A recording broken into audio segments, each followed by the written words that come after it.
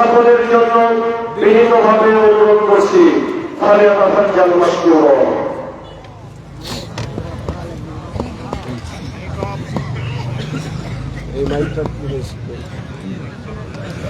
মামা এই মাইকটা। আসসালামু আলাইকুম ওয়া রাহমাতুল্লাহ। আলহামদুলিল্লাহি ওয়াহদা ওয়াসসালাতু ওয়াসসালামু আলা মান লা নাবিয়্যা বা'দা। আম্মা বা'দ, ফাআউযু বিল্লাহি মিনাশ শাইতানির রাজীম। ওয়া হাল্লাল্লাহুল বাই'a ওয়া হাররামার রিবা। عن جابر رضي الله تعالى عنه قال لعن رسول الله صلى الله عليه وسلم آكل الربا وموكله وكاتبه وشاهديه وقال هم سواء رواه মুসলিম। সম্মানিত আটমুল সালাফিয়া মাদ্রাসার বাৎসরিক সম্মেলনের উপস্থিত দ্বীনি মুসলিম ভাই ও বোন, প্রশংসা আল্লাহর জন্য, শান্তি অবতীর্ণ হোক আল্লাহর রাসূলের উপর সাল্লাল্লাহু আলাইহি ওয়াসাল্লাম। এবছরের সম্মেলন আটমুল সালাফিয়া মাদ্রাসার 28তম সম্মেলন। এই কয়দিন আগে আমি জান্নাতপুর থেকে এসে কোথায় যেন ভায়ারপুকুর বা কোনো এক জায়গায় ভ্যান থেকে নেমে পায়ে হেঁটে যাচ্ছিলাম, নান্দুরা যাব। তো একজন মানুষ, নূর মোহাম্মদ মাস্টার, ওনাকে আমি জিজ্ঞাসা করছি যে এ রাস্তা কি নান্দুরা যাবে? তো উনি তাড়াহুড়া করে উঠে এসে আমাকে সালাম দিয়ে কথা বলতে লাগলেন। তো সেই দিন উনি আটমূলে একটা মাদ্রাসা গড়বেন, সেই কথাটা উনি বললেন। কদিন পরে এইদিকে একটা প্রোগ্রামে এসেছিলাম, দেখলাম আব্দুর রাজ্জাক, ওই যে ঔরঙ্গাবাদ আব্দুর রাজ্জাক আর নূর মোহাম্মদ মাস্টার দুইজন গেছেন এই প্রতিষ্ঠানের জন্য। যেদিন বৈঠকে বসলাম সেদিন তোয়াব ভাই সহ এনারা সবাই 4-5 জন বসলেন। সেই দিন মনে হচ্ছে যে 2 দিন আগের কথা। তাই সেখানে প্রতিষ্ঠান গড়ল। সেই প্রতিষ্ঠানের 28তম সম্মেলন আজ। দূর দূরান্ত থেকে উপস্থিত হয়েছেন, মন ভরে ভালোবাসা দিয়ে জামিয়া সালাফিয়া সহযোগিতা করছেন। আপনাদের ছেলে মেয়ে ভালো পড়াশোনা করছে। আপনাদের মনে রাখা ভালো হবে যে কওমি বেসরকারি মাদ্রাসায় পড়ে যারা, তাদের এমন কোনো বড় উদ্দেশ্য থাকে না যে ছেলেকে বড় ইঞ্জিনিয়ার হতে হবে, বহু টাকা ইনকাম করতে হবে। তাদের এমন উদ্দেশ্য থাকে না যে ছেলেকে বড় ডাক্তার হতে হবে, বহু পয়সা ইনকাম করতে হবে। তাদের একমাত্র উদ্দেশ্য থাকে কোরআন হাদিস জানতে হবে, মানুষকে জানাতে হবে, মানুষকে পরকালমুখী করতে হবে। এই লক্ষ্যেই তারা পড়ে এবং পড়ায়। সেই প্রতিষ্ঠানই হচ্ছে আপনাদের এই পল্লী অঞ্চলের আটমুল সালাফিয়া মাদ্রাসা। আপনারা মাদ্রাসায় খুব ভালোবাসার পরিচয় দিয়ে আসছেন, তা আমি লম্বা সময় ধরে দেখে আসছি। সময়ের গতিতে আমি সহ আরও অনেকেই থাকব না, এ কথাই ঠিক। আমরা আল্লাহর কাছে দাবি করছি এই প্রতিষ্ঠান যেন আল্লাহ কিয়ামত পর্যন্ত কবুল করেন। মর্মে এলাকাবাসীকে আমি একটু বলতে চাই যে আসলে আপনাকে আমি কি বলি, ইবাদতের জগতে ব্যতিক্রম ইবাদত হলো দান। হয়তোবা আমাদের বুঝাতে না পারাই আমরা সেটা ভালোভাবে বুঝতে পারিনি। মানুষ হজ করে তার পিতার উপকার করতে পারবে না, মানুষ উমরা করে তার মায়ের উপকার করতে পারবে না। হজ উমরা করে বাপ মায়ের উপকার করা যায় না। এখানে আমাদের পিছনে কোনো লোকজন আপসে কোনো কাজ না করে এবং কোনো কথা না বলে। কোনো প্রকার উপকারের মাধ্যম যদি কেউ মনে করে তাহলে এটাই মাধ্যম। শতবার উমরা করে আপনি আপনার মায়ের কিছু করতে পারবেন না, শতবার হজ করে আপনি আপনার মায়ের কিছু করতে পারবেন না। একজন লোক এসে বলছেন, আল্লাহর নবী, আমার মা মারা গেছেন, আমার মা কথা বলতে পারলে কিছু দান করতেন, আমি দান করলে আমার মায়ের নেকি হবে কি? আল্লাহ রসুল বললেন, হ্যাঁ হবে, বুখারী মুসলিম।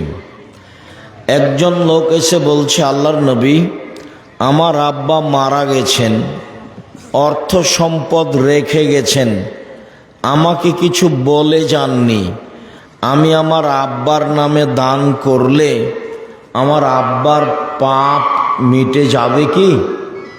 তখন আল্লাহ রসুল বললেন, হ্যাঁ। তখন বললেন না যে ছোট পাপ মিটে যাবে, বড় পাপ থেকে যাবে, এই কথা বললেন না। বললেন, হ্যাঁ তোমার আব্বার পাপ মিটে যাবে। এমন কোনো ইবাদত নেই যেটা আপনি করবেন আর আপনার বাপের পাপ মিটে যাবে, এরকম কোনো ইবাদত দুনিয়াতে নেই। হজ তো আপনার জন্য, উমরা তো আপনার জন্য, রমজান মাসের সিয়াম রোজা তো আপনার জন্য, নামাজ তো আপনার জন্য, তাসবিহ তাহলিল জিকির আজকার তো আপনার জন্য। তো সব ইবাদতই তো নিজের জন্য, তো আর একজনের জন্য কোনটা? সেটাই আল্লাহ রেখে দিয়েছেন আর একজনের জন্য, হলো দান। আর আরো অবাক কথা যে আপনি হজ করে জান্নাত পেতে পারেন, জান্নাত কিনতে পারবেন না। আপনি উমরা করে জান্নাত পেতে পারেন, আপনি জান্নাত কিনতে পারবেন না। আপনি রমজান মাসের সিয়াম রোজা থেকে জান্নাত পেতে পারেন, জান্নাত কিনতে পারবেন না। আপনি 5 ওয়াক্ত সালাত আদায় করে জান্নাত পেতে পারেন, জান্নাত কিনতে পারবেন না। জান্নাত কিনার একটাই পথ, সেটা হলো দান। আল্লাহ তাআলা বলছেন যে আমি তোমাদেরকে তোমার অর্থ সম্পদ এবং তোমাদের জানের বিনিময়ে, তোমাদের অর্থ সম্পদ এবং তোমাদের জানের বিনিময়ে আমি জান্নাত বিক্রি করে দিলাম। এ কথা আল্লাহ বলছে। তার মানে মানুষ টাকা দিয়ে জান্নাত কিনে নিতে পারে। তো এইটা এমন কেন? আর একটা কথা এর মধ্যে নিয়ে আসি, তাহলে আরো ভালো হবে এবং বুঝতে পারবো ঘটনাটা কি। উপার্জনের 4টা পথ আছে দুনিয়াতে। একটা পথ হলো দিন মজুরি, কামলা কিষান, সন্ধ্যার সময় টাকা শেষ। 2 হলো চাকরি, সাধারণত 25 দিনে টাকা শেষ হয়। 3 হলো জমি চাষ, সমান সমান না হয় লস। 4 হলো ব্যবসা। তখন রাসূল সাল্লাল্লাহু আলাইহি সাল্লাম বলছেন, পৃথিবীর মানুষ শোনো, সত্যবাদী বিশ্বস্ত ব্যবসায়ীরা নবীদের সাথে জান্নাতে থাকবে। এই কথাটা ধরে রাখেন, এই কথাটা স্পষ্ট করছে একটু পরে আবার ইনশাআল্লাহ। নবীর সাথে থাকা কাজটা খুব কঠিন। খুব ভালোভাবে মনে আছে, একজন সাহাবী রাসূলের সাথে ছিলেন।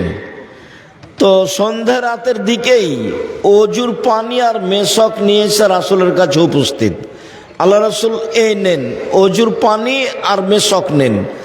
তো আল্লাহ রসুল খুশি হয়ে বলছেন, সালমা শেতা, তোমার মনে যেটা চাই সেটাই চাও, আমি তোমাকে দিয়ে দেব। চাও, কিছু চাও, আমি তোমার কাজে খুব খুশি হয়েছি।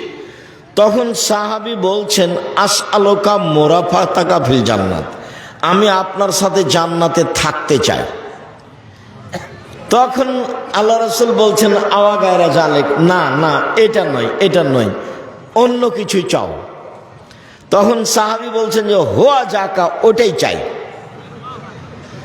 তখন আল্লাহ রাসূল বলছেন যে আইনি আলা নাফসিক বিকাসরাতিস সুজুদ, আমি তোমাকে সরাসরি জান্নাতে নিয়ে থাকতে পারবো না, তুমি একটু বেশি সিজদা করে তাহাজ্জুদ পড়ে আমাকে সহযোগিতা করো, যাতে করে আমি তোমাকে নিয়ে থাকতে পারি। তুমি সহযোগিতা করো আমাকে। কে বলছেন এই কথা? পৃথিবীর সবচেয়ে বড় মানুষ, যিনি বিচারের মাঠে যা বলবেন সেটাই হবে। ইনি বলছেন যে তুমি আমাকে সাহায্য করো, আমি যে তোমাকে নিয়ে সাথে জান্নাতে থাকবো, তো তুমি আমাকে সাহায্য করো। কি করে সাহায্য করবা? তাহাজ্জুদ পড়ে। রাতে তাহাজ্জুদ পড়লে আমার সহযোগিতা করা হবে, তখন আমি তোমাকে জান্নাতের নিয়ে সাথে নিয়ে থাকতে পারবো। জান্নাতে রাসূলের সাথে থাকার একটা পথ। আর একটা সহজ পথ বলি, বাচ্চা, আপনারা যারা এদিক সেদিক আছেন দয়া করে এখন কাজ বন্ধ করে কিছুক্ষণ আসেন। আমি আপনাদের জন্যই আসি, আজকেও এসেছি। আর আপনাদের সাথে কিছু কথা বলবো, আপনাদের কিছু না কিছু উপকার করবো ইনশাআল্লাহ। আমি বুঝতে পারছি আব্দুল যা বক্তব্য শোনার তা তো শুনেছেনই। যেহেতু আব্দুল্লাহর বক্তব্য হয়ে গেছে, তো এখন খালি আমরা যেতে বাকি আছে। ঠিক আছে, যেহেতু আব্দুর রহিমের বক্তব্য হয়ে গেছে, কাজে এখন আমরা আছি, যেটাকে বলা হয় বোনাসে আছে, আসলে নেই। তো ভালো, আমি আপনাদেরকে অনুরোধ করি ওদের জন্য দোয়া করবেন, ওদের জন্য খিদমত আল্লাহ কবুল করেন, ওদেরকে যেন আল্লাহ মানুষের বদ নজর থেকে রক্ষা করেন, ওদের রুজিতে বিদ্যায় যেন আল্লাহ বরকত দান করেন, ওদের জন্য আল্লাহ সামাজিকভাবে নিরাপত্তা দেন। আমি আপনার ছেলে মেয়ের জন্য আন্তরিকভাবে দোয়া করি, আল্লাহ যেন আপনার ছেলে মেয়েকে আপনার একটা ভালো লক্ষ্য উদ্দেশ্যে পৌঁছে দেয়।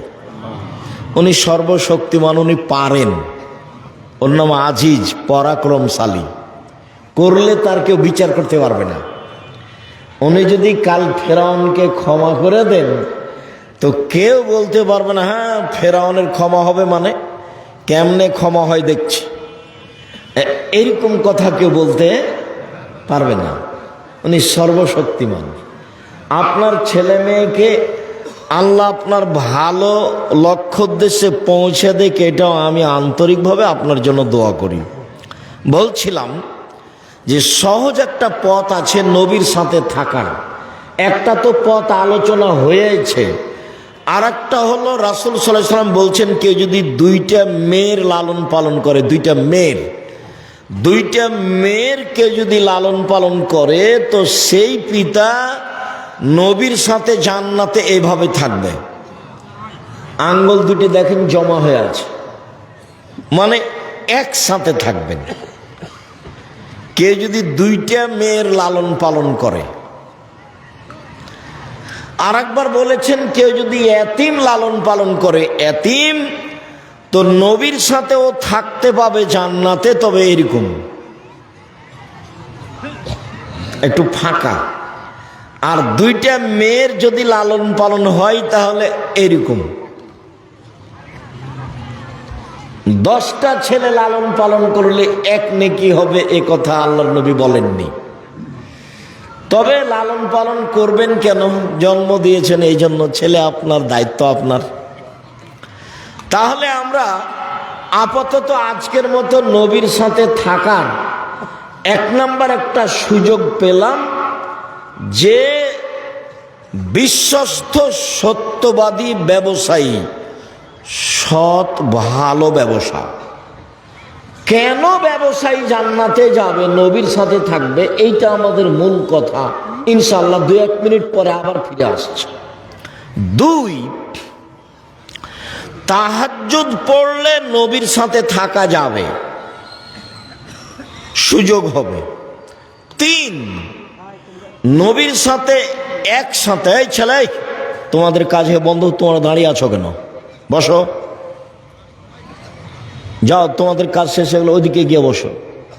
যাও, তোমরা বসে আছো, ওপরে বসে আছো, ওখানে যাও, নিচে বসো,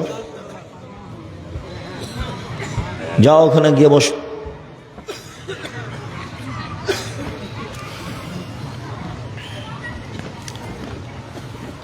দুইটা মেয়ে লালন পালন করলে জান্নাতে নবীর সাথে এইভাবে থাকা যাবে। তাহলে 3, 4 হলো এতিম লালন পালন করলে নবীর সাথে জান্নাতে এইভাবে থাকা যাবে। বুঝা যায় না? মানে একসাথে নয়, পাশাপাশি। তো আমরা দুইটা জায়গায় দু একটা কথা বলি। তার প্রথম কথাটা বলি যে সত্যবাদী ব্যবসায়ী নবীদের সাথে জান্নাতে থাকবেন কেন, এইটার রহস্য কি। তো আরেকটা হাদিস পাশে শোনেন, আল্লাহ রাসূল বলছেন, দেখো, ইয়া মাশারাত তুজ্জার, হে ব্যবসায়ীরা শোনো, ইন্নাল বায়া ইয়াহজুরুল কিযব ওয়াল হালাফ, নিশ্চয় ব্যবসায় কিছু মিথ্যা কথা চলে আসে, কিছু কসম চলে আসে।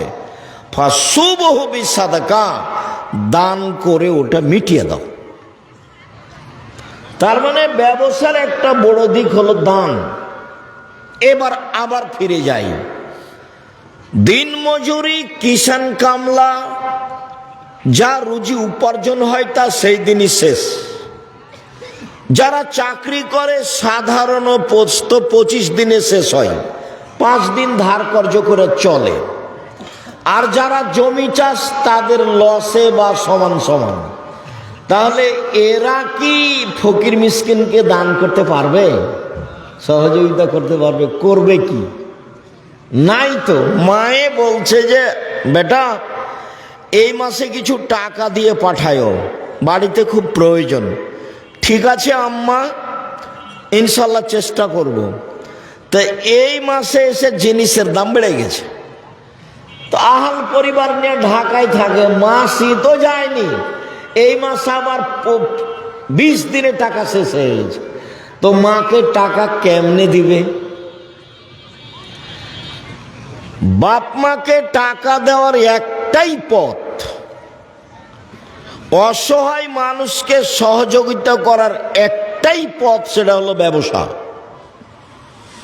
ব্যবসা করেই আপনি মানুষের সহযোগিতা করতে পারেন। যার কারণে আমি বলেছি চকলেটের ব্যবসা। আমি চকলেটের ব্যবসা করতে বলিনি, আমি চকলেটের ব্যবসা মানে বলেছি সবচেয়ে কম পয়সার ব্যবসা, যাতে করে লোন নেওয়া না লাগে। লোন নিলে, ঋণ নিলে, ব্যাংকের টাকা উঠালে আপনার জানাজাই হবে না। যাদের লোন থেকে গেছে, মরে গেছে, ওদের যারা জানাজা করেছে তারা ভুল করেছে, ওদের জানাজাই হবে না। শহীদ হয়ে গেলে সব পাপ ক্ষমা হয়, কিন্তু ঋণের টাকা ক্ষমা হয় না। আল্লাহর নবী সালাম ফিরার পূর্বে, প্রত্যেক সলাতে সালাম ফিরার পূর্বে একটা দোয়া পড়তেন, যার নাম দোয়ায়ে মাসুরা। তার শেষ অংশ, তার শেষ অংশের শেষে আছে আল্লাহুম্মা ইন্নী আউযু বিকা মিনাল মা'সিয়াম ওয়াল মাগরাম। আল্লাহ, তোমার কাছে বাঁচতে চাই বড় পাপ হতে, তোমার কাছে বাঁচতে চাই ঋণ কর্জ হতে, তোমার কাছে বাঁচতে চাই বড় পাপ হতে, তোমার কাছে বাঁচতে চাই ঋণ কর্জ হতে। আল্লাহর নবী দিন রাত এ কথা বলতেন। সেখানে আপনি ব্যাংক থেকে কোটি কোটি টাকা উঠিয়ে ব্যবসা করতে গেলেন কেন? কে এই বুদ্ধি দিল? ভুল হিসাব। বলছিলাম ব্যবসায় একটা পথ, আপনি অসহায় মানুষকে সহযোগিতা করতে পারেন। আর আপনি ব্যবসা করবেন এই জন্য যে আমি অসহায় মানুষের পাশে দাঁড়ানোর জন্য ব্যবসা করছি, সরকারকে উঠাবো আর বসাবো সেই জন্য নয়। আমি ব্যবসা করছি জান্নাত কিনে নেওয়ার জন্য। আমি জান্নাত আসলে পেতে চাচ্ছি না, আমি জান্নাত কিনতে চাচ্ছি, এই জন্য ব্যবসা করব।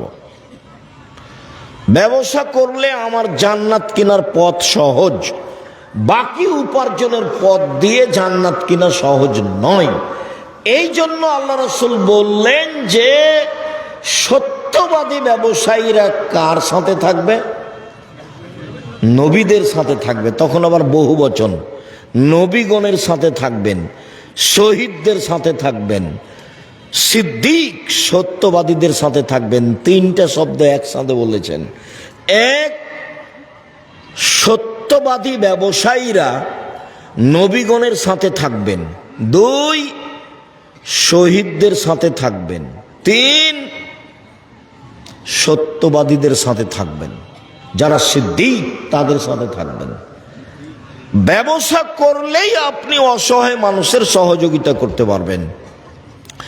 ভারত, বাংলাদেশ, পাকিস্তানে ইসলামকে টিকিয়ে রাখার একটাই মাধ্যম হচ্ছে এই কওমি বেসরকারি মাদ্রাসা, যেখানে ছাত্র শিক্ষকের দুনিয়াবি কোনো লক্ষ্য নেই। আমি নিজে বলছি, আমি আব্দুর রাজ্জাক বিন ইউসুফ, আমি 1976 সালে মাদ্রাসায় পড়তে গেছি। এ আমার পড়ার সূচনা। 88 আগস্টের 20 তারিখ রোজ বুধবার বিকাল 3টে থেকে আমি শিক্ষক। 88 আগস্টের 20 তারিখ রোজ বুধবার বিকাল 3টে থেকে আমি শিক্ষক। ওই থেকে ওই পর্যন্ত কওমি মাদ্রাসায় পড়েছি। তখন আমারও লক্ষ্য ছিল না, আমার বাপ মায়েরও লক্ষ্য ছিল না যে বেশি পয়সা ইনকাম করতে হবে, বড় একটা ডাক্তার বা বড় একটা ইঞ্জিনিয়ার হতে হবে। আর সেই দিন থেকে না আজ অবধি আমার মাথায় কোনোদিন জাগেনি যে এরকম কিছু হয়ে পয়সা ইনকাম করতে হবে। বুঝাতে চাচ্ছি যে বেসরকারি কওমি মাদ্রাসার ছাত্র শিক্ষকেরা একমাত্র আল্লাহকে সন্তুষ্ট করার জন্য, পরকালের আশায় মানুষকে পরকালমুখী করার জন্য শিক্ষা অর্জন করেও করায়। অতএব এইসব প্রতিষ্ঠানের দান আপনার ওইরূপ কাজ দিবে। পতিতালয়ের মহিলা যদি কুকুরকে পানি পান করিয়ে জান্নাতে যেতে পারে, পতিতালয়ের মহিলা যদি কুকুরকে পানি পান করিয়ে জান্নাতে যেতে পারে, তো আপনি আটমল সালাফিয়া মাদ্রাসায়, যেটা শিরক মুক্ত প্রতিষ্ঠান, যেটা বিদাত মুক্ত প্রতিষ্ঠান, যেটা দল মুক্ত প্রতিষ্ঠান, যেটা সংগঠন মুক্ত প্রতিষ্ঠান, যেটা হিংসা মুক্ত প্রতিষ্ঠান, ভিতরে কেউ একটু কিছু করলে আমার জানা নাই। তো যেহেতু এখন জামিয়া সালাফিয়ার সাথে সম্পৃক্ত, জামিয়া সালাফিয়া বাংলাদেশের সর্ববৃহৎ প্রতিষ্ঠান, সবচেয়ে বড় প্রতিষ্ঠান, আয়তনে, শিক্ষক সংখ্যায়, ছাত্র সংখ্যায়, শিক্ষক গুণে, ছাত্র গুণে, যেই প্রতিষ্ঠানে শিরক নেই, বিদাত নেই, দল নেই, সংগঠন নেই, আপনার হিংসা নেই, হিংসা মুক্ত প্রতিষ্ঠান জামিয়া সালাফিয়া, দল মুক্ত প্রতিষ্ঠান জামিয়া সালাফিয়া, সংগঠন মুক্ত প্রতিষ্ঠান জামিয়া সালাফিয়া, শিরক মুক্ত প্রতিষ্ঠান জামিয়া সালাফিয়া, বিদাত মুক্ত প্রতিষ্ঠান জামিয়া সালাফিয়া, তার অন্তর্গত তার অধীনস্থ প্রতিষ্ঠান আটমল সালাফিয়া মাদ্রাসা। যদিও আমি তার সূচনা থেকেই আজও আছি, যেটুকু ত্রুটি দেখেছেন সেটা মানুষের বুঝে ভুল, সেটা ভিন্ন কথা। অতএব আমি মনে করি একমাত্র আল্লাহকে সন্তুষ্ট করার আশায়, জান্নাত পাওয়ার আশায়, জান্নাত কিনার আশায় নির্দ্বিধায় আপনি আটমল সালাফিয়া মাদ্রাসায় দান করবেন। এটা আমার ঐকান্তিক কামনা। আমি শুনলাম সভাপতির মুখে যে এখন প্রায় 20 লক্ষ ঋণ হয়েছে কাজবাজগুলি করতে। ঋণ তো আর কেউ একজন পরিশোধ করতে পারবে না, আপনাদেরকে সবাইকে মিলেই এটার ব্যবস্থা করতে হবে। করতে পারবেন, অবশ্যই পারবেন, সবাই মিলে চাইলে এটা সহজ। যদিও আব্দুল্লাহ কথা বলাকালীন কিছু আপনারা সহযোগিতা করেছেন, আমি আবারও ছেলেদেরকে বলছি তোমরা যাও, আমিও আপনাদের সাথে অংশগ্রহণ করছি। যারা মহিলারা আছো তোমরা একটু দেখো, আমার দিনী বোনেরা যারা আছেন আপনারা সবাই দানে অংশগ্রহণ করবেন। বৈঠকি দানে কেউ বিরত থাকবেন না। আমি সবকেই বৈঠকি দানে অংশগ্রহণ করার জন্য অনুরোধ জানাচ্ছি। আর আমি এখানে যারা আছো আমি তাদেরকে এই বৈঠকি দানে আমিও নিজে অংশগ্রহণ করছি। যারা বৈঠকে আছেন উপরে সবাই অংশগ্রহণ করবেন। নিজের কাছে যদি না থাকে তো আপনি কারো কাছে 50 টাকা, 20 টাকা, 10 টাকা নিয়ে অংশগ্রহণ করবেন। আমি আপনার সাথে গুরুত্বপূর্ণ কথা বলতে যাচ্ছি। গুরুত্বপূর্ণ কথার একটা অংশ রেখেছি যে দুইজন মেয়ে লালন পালন করলে পিতা জান্নাতে এইভাবে থাকবে, এইটার রহস্য কি, এইটুকু বলার পরে আমরা একটা গুরুত্বপূর্ণ অংশ আংশিকভাবে বলবো ইনশাআল্লাহ। আমি আমাদের ছেলেদেরকে বলছি, তোমরা মাঠে যাও, কেউ বিরত থাকবেন না, না থাকলে অল্প 20 টাকা, 10 টাকা, এছাড়া 200 টাকা, 500 টাকা, 50 টাকা, 1000 টাকা অবশ্যই অংশগ্রহণ করবেন। আমাদের মেয়েরা যারা আছো তোমরাও যাও। আমার দিনী বোনেরা যারা আছেন, জাহান্নাম থেকে বাঁচার পথ হচ্ছে দান। তখন আল্লাহ রসুল বললেন, একটা খেজুরের ওই মূল অংশের নিচে যে আটি বীজটার উপরে সাদা অংশটা থাকে, যেটা একেবারেই সামান্য, এই পরিমাণ হলেও দান করে তোমরা জাযাকুমুল্লাহ খান।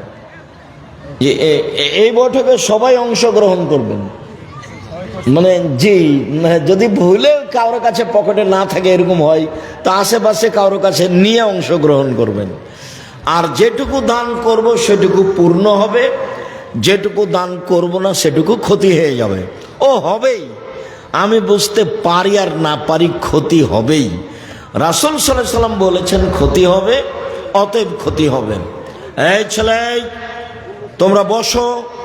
যারা শুধু আদায়ে যাচ্ছে তারা মাঠে থাকবে, চলাচলে আপনারা একটু বসেন, কেউ কাজ দেখাবেন না।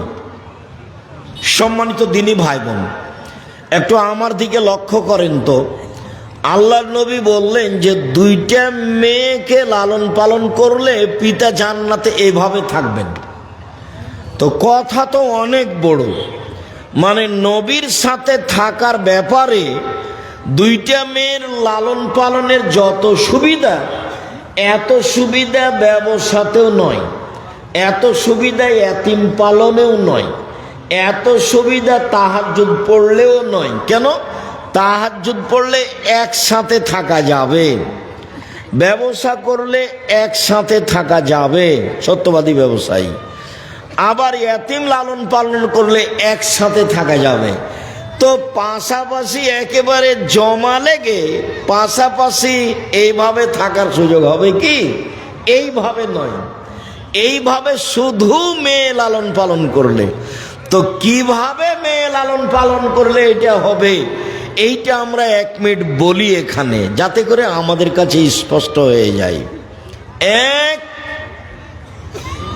আল্লাহ মাহা মেয়েকে বিদ্যা শিখিয়ে দিল। 2, আদ্দাবাহা মেয়েকে শিষ্টাচার শিখিয়ে দিল। 3, আহসানা ইলাইহিন্না মেয়ের সাথে ভালো আচরণ করলো। 4, অজাওয়াজাহুন্না তার বিবাহের ব্যবস্থা করে দিল। 4টা গুণ। 1, বিদ্যা শিখিয়ে দিল। 2, শিষ্টাচার শিখিয়ে দিল। 3, ভালো আচরণ করলো। 4, বিবাহ শাদীর ব্যবস্থা করে দিল। এই ছেলে, কে মোটরসাইকেল স্টার্ট দিল তোমরা দেখলে না? এখান থেকে মোটরসাইকেলটা স্টার্ট দিয়ে চলে যায় কিভাবে? তোমরা কি করো এখানে? বাহিরে নিয়ে যে মোটর যে স্টার্ট দিতে হবে, একটা অনুভূতি থাকতে হবে। সম্মানিত দিনী ভাই বোন, আমি আর আপনি ক্ষতিগ্রস্ত হয়েছি এখানে। বিদ্যা শিখিয়ে দিল বটে, কিন্তু শিষ্টাচার শিখাতে পেরেছে কি? নখে নেইল পালিশ আছে, এইটা কি শিষ্টাচার হলো? নখটা বড় আছে, এইটা কি শিষ্টাচার হলো? ভুরু তুলে চিকন করা আছে, এইটা কি শিষ্টাচার হলো? দাঁত ছিলে সমান করা আছে, ফাঁকা ফাঁকা করা আছে, এইটা কি শিষ্টাচার হলো? পরচুলা দিয়ে খোপা বড় করা আছে, এইটা কি শিষ্টাচার হলো? শিষ্টাচার তো এটা ইহুদি খ্রিস্টানের। তাহলে পিতা শিষ্টাচার শিখালো কি, যার কারণে রাসূলের সাথে জান্নাতে এভাবে থাকা যাবে? সম্মানিত দিনী ভাই বোন, বলছিলাম আজকের সংক্ষিপ্ত কথা, সুদ। পাপের জগতে যেসব পাপের সরাসরি জাহান্নাম ঘোষণা হয়েছে, তার একটি বড় পাপ হচ্ছে সুদ। রাসূল সাল্লাল্লাহু আলাইহি সাল্লাম বলেন, 7 শ্রেণীর মানুষ জাহান্নামে যাবে। 1, শিরক করে যে। 2, মানুষকে হত্যা করে যে। 3, সুদ খায় যে। 4, এতিমের সম্পদ খায় যে। 5, বাপ মাকে মানে না যে। 6, মিথ্যা সাক্ষী দেয় যে। 7, সন্তানকে হত্যা করে খাদ্যের ভয়ে যে। এরা সবাই জাহান্নামে যাবে। যাদের জাহান্নামের কথা আল্লাহ রাসূল হুবাহু সরাসরি উল্লেখ করেছেন। সম্মানিত দিনী ভাই বোন, পাপের জগতে যেগুলো সবচেয়ে বড় পাপ সিরিয়াল রয়েছে, তার একটি বড় পাপ হলো সুদ। উল্লেখ্য যে সুদের জন্য যে ভাষা আল্লাহর নবী উল্লেখ করেছেন, পৃথিবীর কোনো পাপের জন্য আল্লাহ ওইরকম ভাষা উল্লেখ করেননি। পাপ তার চেয়ে বড় আছে, কিন্তু ভাষা এমন নয়। রাসূল সাল্লাল্লাহু আলাইহি সাল্লাম বলছেন, মাই ইয়াকুলু দিরহাম রিবা ওয়া ইয়ালাম আসাদ্দু মিন সিত্তাতি ওয়া সালাসিনা জিনিয়া। কেউ যদি জেনে শুনে 1 টাকা সুদ খায়, 36 বার জেনা করে যত পাপ হবে, 1 টাকা সুদ খেলে তার চেয়ে বেশি পাপ হবে। এই ছেলে এটা বাদাম নিয়ে ভিতরে যাচ্ছে কেন?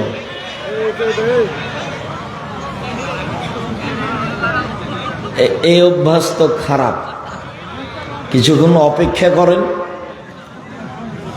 আমি তো গত রাত্রেও প্রোগ্রামে ছিলাম, আজকেও এসেছি, বাসায় যাব। সকালে তো ক্লাস আছে, আবার পরের রাত্রে প্রোগ্রাম আছে। আমি তো এখনো ক্লান্ত হইনি, আমি তো আছি। আপনি প্রয়োজন দেখাচ্ছেন কেন? অল্প কিছুক্ষণ থামেন, আমি আপনার কিছু না কিছু উপকার করব ইনশাআল্লাহ। এই ছেলেরা, তোমরা একটু চতুর্দিকে থাকো। যারা দাঁড়িয়ে আছে তাদেরকে বসার জন্য অনুরোধ করো। যারা দোকানপাটে আছেন তাদের ভুল হয়েছে, আপনারা চলে আসেন, কিছুক্ষণ সামনে অপেক্ষা করুন। সম্মানিত দিনী ভাই বোন, কেউ যদি জেনে শুনে 1 টাকা সুদ খায়, তাহলে 36 বার জেনা করে যত পাপ হবে, 1 টাকা সুদ খেলে তার চেয়ে বেশি পাপ হবে। মনে রাখবেন, জেনা এমন একটা পাপ, রাসূল সাল্লাল্লাহু আলাইহি সাল্লাম বলেন, অবিবাহিত ছেলে মেয়ে যদি জেনা করে, তাহলে তাকে 100 লাঠি পিটিয়ে এলাকা থেকে 1 বছরের জন্য তাড়িয়ে দিতে হবে। তিনি বলেন, বিবাহিত পুরুষ নারী যদি জেনা করে, তাহলে তাকে ইট ঢেল পাথর দিয়ে মেরে মেরে মেরে ফেলতে হবে। জেনা এমন একটা পাপ, বিবাহের পরে যদি এটা ঘটে, তাহলে তার বেঁচে থাকার পথ দুনিয়াতে নেই। 3 শ্রেণীর মানুষকে হত্যা করতে হয়, 2 শ্রেণীর মানুষের বাঁচার পথ আছে। 3 শ্রেণীর মানুষকে হত্যা করতে হয়, 2 শ্রেণীর মানুষের বাঁচার পথ আছে। 1 শ্রেণীর মানুষের বাঁচার পথ নেই। 1, কেউ যদি বলে আমি কোরআন মানি না, তাহলে তাকে সরকারিভাবে হত্যা করতে হবে। তাকে ফাঁসির মঞ্চে নিয়ে যাওয়া হয়েছে, গলায় ফাঁস দেওয়া হয়েছে, তখনও বলছে আমার ভুল হয়েছে, কোরআন মাজিদ আল্লাহর বিধান, আমি আমার কথা ফিরিয়ে নিলাম, তাহলে তার ফাঁসি হবে না। 2, আপনি আমাকে হত্যা করেছেন, আমার বাপ মা আপনাকে হত্যা করে নিবে, তার নাম কেসাস, আপনাকে হত্যা করবেই। তবে আপনার বাঁচার পথ আছে। আপনাকে ফাঁসির মঞ্চে নিয়ে যাওয়া হয়েছে, ফাঁস গলায় দেওয়াও হয়েছে। এই সময়তে আমার বাপ মা চিৎকার করে জানাচ্ছে দায়িত্বশীলদের যে আমরা কেসাস নিব না, মাফ করে দিলাম, আমরা কেসাস নিব না, মাফ করে দিলাম। তাহলে আপনাকে ফাঁসির মঞ্চ থেকে নামিয়ে নেওয়া হবে, আপনার ফাঁসি হবে না। তৃতীয় হলো, কেউ যদি বিবাহ করার পরে জেনা করে তাহলে পৃথিবীতে তার বেঁচে থাকার কোনো পথ নেই, কোনো পথই নেই। খুব ভালোভাবে জানা আছে, কোনো একদিন এই মঞ্চে আমরা বলছিলাম, জনক একজন মহিলা রাসূলের দরবারে এসে বলল, আল্লাহর নবী আপনি আমাকে পবিত্র করুন।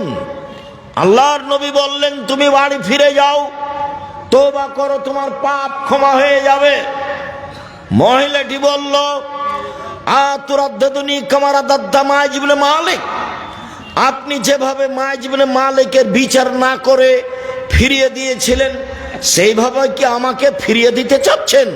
অন্না হবলামিনা জেনা, আমার পেটে অবৈধ সন্তান রয়েছে, দয়া করে বিচার করে দেন। আল্লাহর নবী বলেন, আচ্ছা ঠিক আছে, ইরজাই হাত্তা তালে দিই, বাড়ি চলে যাও, যেদিন সন্তান প্রসব হবে সেদিন এসো, বিচার করে দিব। মহিলা চলে গেল, সন্তান প্রসব হয়েছে, মুসলিম গ্রন্থে এসেছে, সেই সবে মাত্র জন্ম সন্তানকে নেকড়ায় জড়িয়ে নিয়ে রাসূলের দরবারে এসে বলছে, আল্লাহর নবী এই যে সন্তান প্রসব হয়েছে, বিচার করে দেন। আল্লাহর নবী দৃশ্য দেখে অবাক হয়ে বললেন, ইরজাই, বাড়ি ফিরে যাও, ফারদেই হে, বাচ্চাকে দুধ খাওয়াও, হাত্তা তাফতে মিহে, যেদিন বাচ্চা দুধ ছেড়ে দিবে সেদিন আসছে, বিচার করে দিব। মহিলা বাচ্চা নিয়ে বাড়ি চলে গেল, বাচ্চাকে দুধ খাওয়ালো। 2 বছর পরে বাচ্চা নিয়ে বিচারালয়ে উপস্থিত, তখন বাচ্চার হাতে এক টুকরা রুটি রয়েছে। এই রুটি প্রমাণ করে বাচ্চা খাদ্য খেতে পারে। আল্লাহর নবী বাচ্চাটাকে একজন মানুষের হাতে সমর্পণ করলেন, যাও তুমি বাচ্চাটা লালন পালন করো। তিনি বললেন, সঙ্গী সাথী এই যাবো বেহা, তোমরা একে মাঠে নিয়ে যাও, ওয়াহফিরুল্লাহ আলা সাদরেহা, তার জন্য বুক পর্যন্ত একটা গর্ত খোঁড়ো, সুম্মার জেমুহা, গর্ত খুঁড়ে বুক পর্যন্ত মাটিতে পুঁতে দিয়ে চতুর্দিক থেকে ইট ঢেল পাথর মেরে তাকে দুনিয়া থেকে বিদায় করো।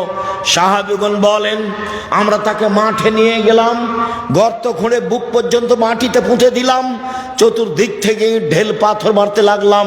খালিদ বিন ওয়ালিদ বলেন, আমি একটা পাথর তার মুখের উপরে মারলাম, পাথর মুখে লেগে মুখ ফেটে রক্ত ছিটে খালিদের গায়ে লাগলো। ফাসবাহা, খালিদ গালি দিয়ে বসলেন। খালিদ আল্লাহ নবী বললেন, মাহলে খালিদ, খালিদ থামো, তুমি একে গালি দিও না। এ মহিলা আল্লাহর দরবারে এত তওবা করেছে, এই অপরাধের জন্য আল্লাহর কাছে এত ক্ষমা ভিক্ষা চেয়েছে।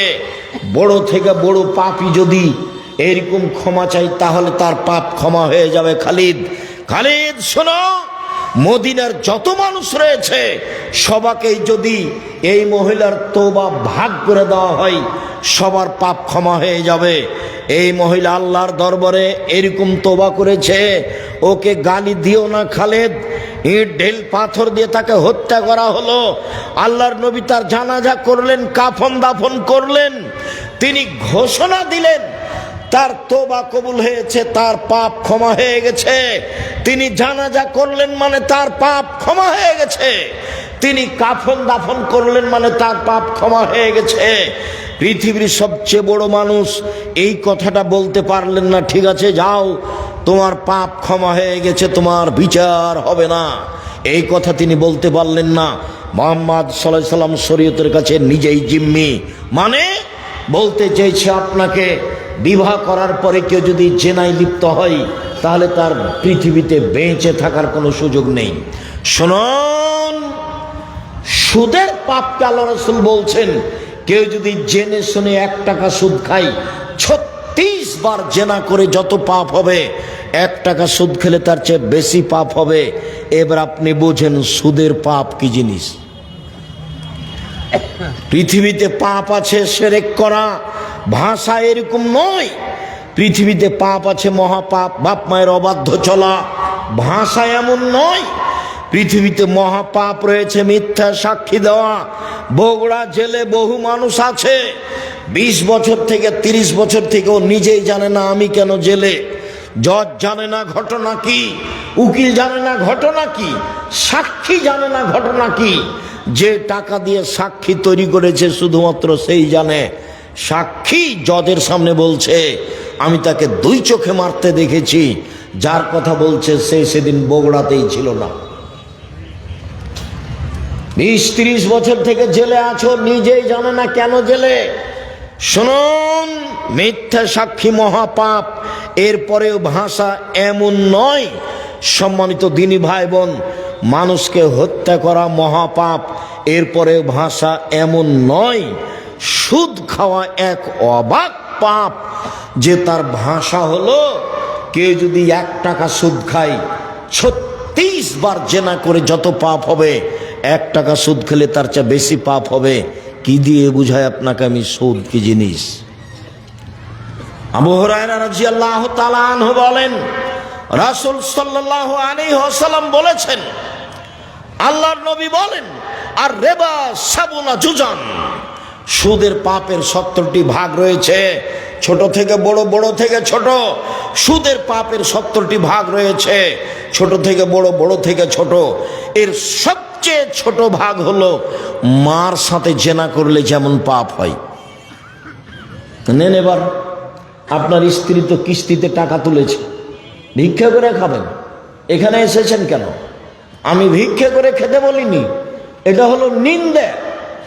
যাদের বাড়ি বগুড়া, রংপুর, লালমিনহাট, টেনফামারী, কুড়িগ্রাম, পঞ্চগড়, ঠাকুরগাঁ, গাইবান্ধা, জয়পুরহাট, এসব লোককে আমি মাঝে মধ্যে এই জন্য,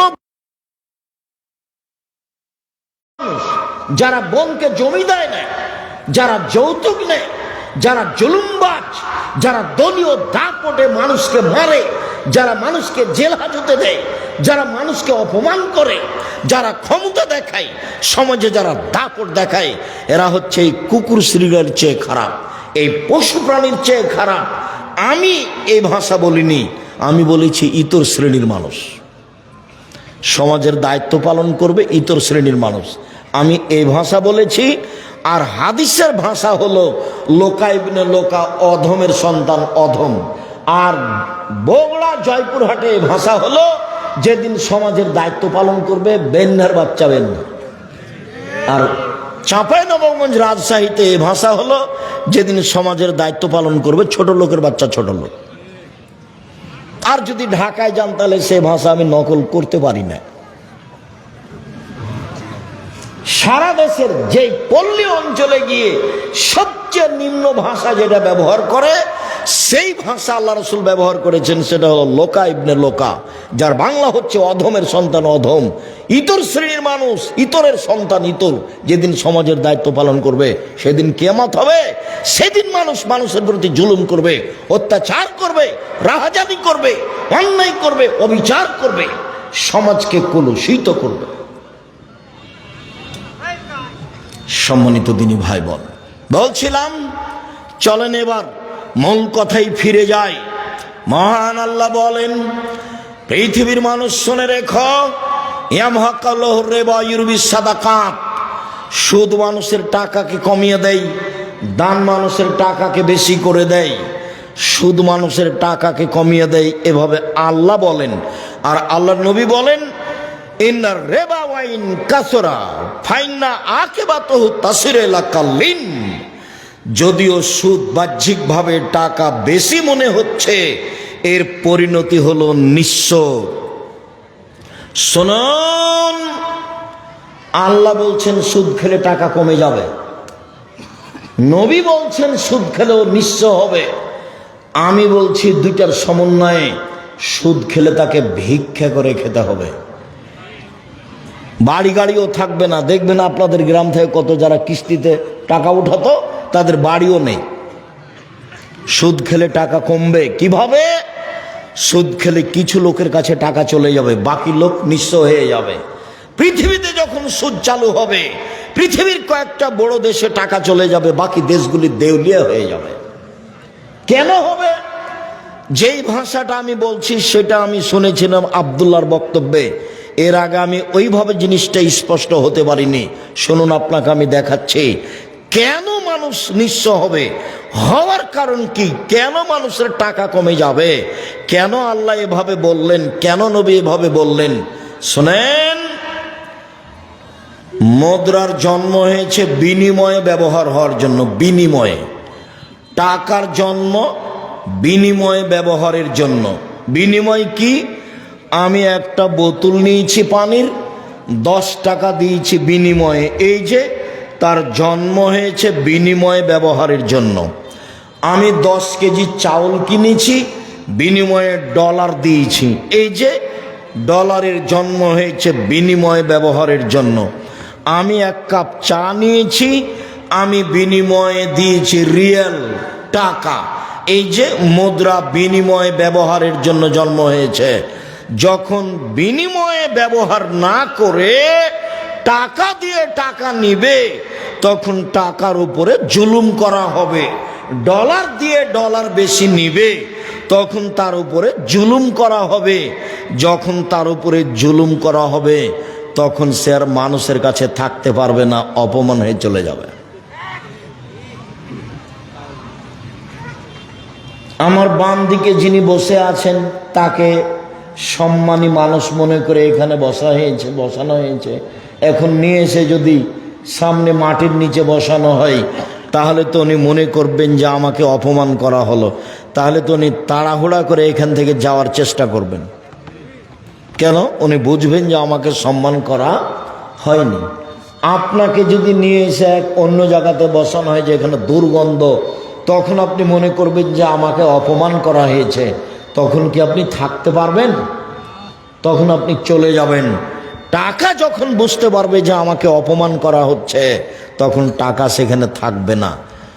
সুদ মানে তাকে অপমান করা হয়েছে, যেই জন্য টাকার জন্ম, সেইভাবে তাকে রাখা হয়নি। এই জন্য মানুষ নিঃস্ব হবে, এই জন্য মানুষ ভিক্ষুক হবে, এই জন্য মানুষের সুদ খেলে টাকা কমে যাবে। তাকে একদিন না একদিন ভিক্ষুক হতেই হবে, আজ হোক আর কাল হোক। বিনিময় তো জাহান্নাম আছেই। রাসূল সাল্লাল্লাহু আলাইহি ওয়াসাল্লাম বলেন, লানা রাসূলুল্লাহ সাল্লাল্লাহু আলাইহি সাল্লাম আকাল রিবা মুকেলাহু। যে সুদ খায় তার উপরে অভিশাপ, যে সুদ দেয় তার উপরে অভিশাপ, যে সুদের সাক্ষী থাকে তার উপরে অভিশাপ, যে সুদের অঙ্ক কষে তার উপরে অভিশাপ।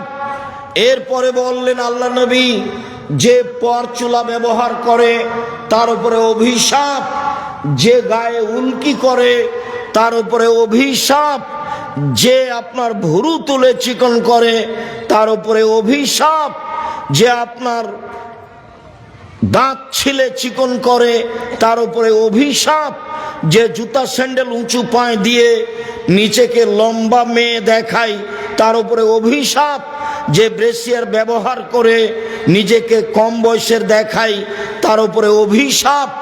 সিরিয়াল রাসূল সাল্লাল্লাহু আলাইহি সাল্লাম এইভাবে অভিশাপ করতে লাগলেন। তিনি বললেন, লানাল্লাহুল মুতাশাব্বিহিনা মিনার রিজালি বিন নিসায়ে। ওই সব পুরুষের উপরে অভিশাপ যারা মহিলাদের পোশাক পরে, মহিলাদের বেশ ধারণ করে। ওই সব নারীর উপরে অভিশাপ যারা পুরুষের পোশাক পরে, পুরুষের বেশ ধারণ করে, পুরুষের জুতা স্যান্ডেল পরে, পুরুষের শার্ট প্যান্ট পরে, পুরুষের কাপড় পরে, ওদের উপরে অভিশাপ। সম্মানিত দিনী ভাই বোন, রাসূল সাল্লাল্লাহু আলাইহি ওয়াসাল্লাম বললেন বেলাল রাদিয়াল্লাহু তাআলা আনহুকে, বেলাল তুমি যে খাইবার থেকে এসেছো বার্নি খেজুর নিয়ে, তো এই খাইবারের কি সবই খেজুর এরকম? তখন বেলাল রাদিয়াল্লাহু তাআলা আনহু বললেন, জি না, আল্লাহর নবী, খাইবারের সব খেজুর এইরূপ নয়। ইন্দানা তামারুন রাদিউন, আমাদের কাছে ছিল কীট খেজুর, সাধারণ দুর্বল কম দামের খেজুর। বেনা সাইন বে সাইন, 2 সা দিয়ে 1 সা কিনেছি। দুর্বল খেজুর 2 সা দিয়েছি, 5 কেজি দিয়েছি, আর 2.5 কেজি নিয়েছি ভালোটা। তখন আল্লাহ রসুল বলছেন, ও আইনুর রেবা, ও এটাই তো প্রকৃত সুদ, ও আইনুর রেবা, এটাই তো প্রকৃত সুদ। যেটাই হুবাহু বেশি আসে সেটাই প্রকৃত সুদ। সম্মানিত দিনী ভাই বোন, সুদ মহাপাপ।